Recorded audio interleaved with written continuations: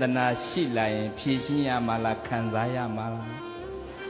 ဘုတော့မဖြည့်ရှင်းမဲ့လိုက်ခံစားတော့ငါကြမှာဒီပြဿနာဖြစ်တယ်ဆိုဖြစ်ရောတခါတခါကျရင်ပြဿနာကလူတိုင်းမှာရှိတယ်ပြဿနာကဒီလောက်ကြီးတာမဟုတ်ခံစားချက်ကြီးလို့ပြဿနာကြီးတာ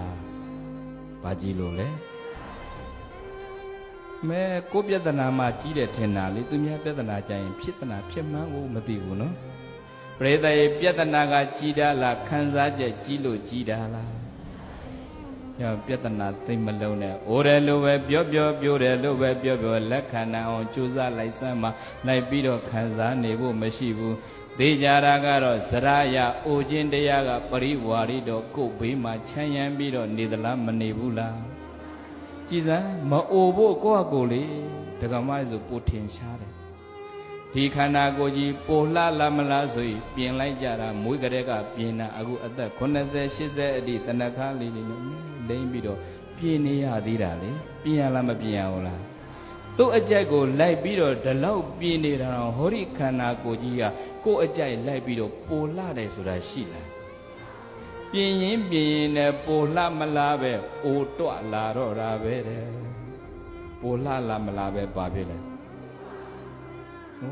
အိုတွတယ်အိုတာကဟုတ်ပါပြီတွတာကဘာတွတာတော့ဘုန်းကြီးထင်တယ်တွန့်တာလို့ပြောတာထင်လားနော်ပြင်ရင်နဲ့ပိုလှမလားပဲဘာဖြစ်လာအိုတွလာတာအဲ့ဒါအိုခြင်းတရားလူစံလို့မှမရဘူးဘာဖြစ်လို့ဒီဟာတွေလိုက်ခံစားနေတာတော့ဘုရားလောင်းမဂဒေဝမင်းကြီးကလေ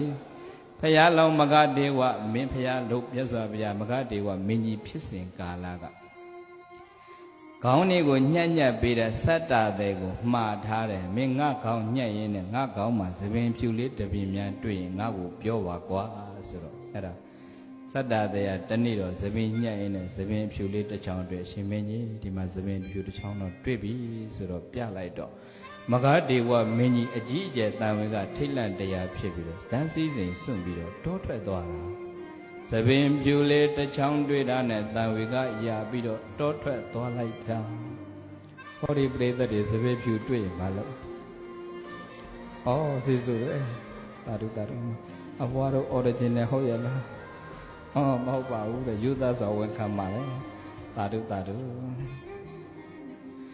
ပင်ပြူတွေ့လို့တာတောထွက်ကြစေဆိုရင်တို့နိုင်ငံအဖိုးတွေအဖွားတွေကုန်နေလောက်ပြီပိုခြင်းတရားကခေါင်းမှာတက်ပြီးတော့ပြတာတရားမလို့ဖွားဘက်တော်တွေကတို့တွေမှာလဲမွေးလာတဲ့ကဖွားဘက်တော်3ဦးနဲ့အတူမွေးလာတာအိုမဲနာမဲသိမဲဆိုတဲ့ဒီဖွားဘက်တော်ကမွေးတဲ့ကပါလာလားမပါလာဘူးလားကိုဖွားဘက်တော်ကကိုနှိမ့်ဆက်နေတာအိုတယ်လို့ပြောရင်လဲပရိသတ်ရေလက်ခံအောင်ကြိုးစားရုပ်အိုပင်မဲ့စိတ်မအိုအောင်တော့ကြိုးစားရမယ်ဘာမအိုအောင်ရုပ်ကလေးကတော့အိုနေမှာပဲစိတ်ကလေးအိုမသွားဖို့ကြိုးစားရမယ်ရုပ်နာပေမဲ့စိတ်မနာအောင်ကြိုးစားရတယ်ဟောဒီခန္ဓာကိုယ်ကြီးဆိုတာတနေ့အိုပြီးတော့လာတဲ့အိုလာရင်ပြိဿဘာမှမကောင်းတော့ဘူးကောင်းလားအိုလိုပြိဿကောင်းတယ်ဆိုတာမရှိဘူးအေးသီလရှိတော့အိုရင်ကောင်းတာပေါ့ကုသိုလ်ရှိတော့အိုရင်ကောင်းတယ်ကျန်တဲ့အချိန်ကအိုလာရင်ဘလောက်ထိမကောင်းတော့ဆိုထိုင်ရန်ကထတာတော့မကောင်းတော့ကောင်းသေးလားဘုန်းကြီးခဏခဏပြောပွားတရားထဲမှာအိုလာရင်ထိုင်ရန်ကထတာတော့မတူတော့ဘူးလို့ငယ်တဲ့လူတွေနဲ့ဟောဒီအိုလာတဲ့သူတွေဟိုမှာအသက်အရွယ်ငယ်တဲ့ကလေးတွေကထိုင်ရန်ကထတရားဝဲပြီးပြန်သွားရင်အားရှိနေတော့လွှားကနေ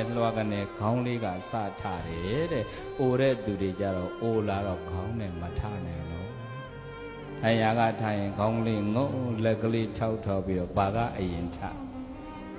ဖင်လို့မပြောရဘူးတင်မကလို့ပြောရတယ်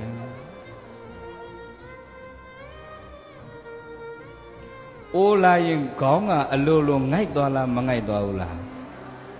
ခေါင်းလေးကငုံပြီးတော့ပြိတဲ့အဲ့ဒါကုန်းပြီးတော့တက်လာတာခေါင်းတက်မလာတော့ဘုန်းကြီးထားပြီခေါင်းရအလိုလိုငေါပြီးတင်မကအရင်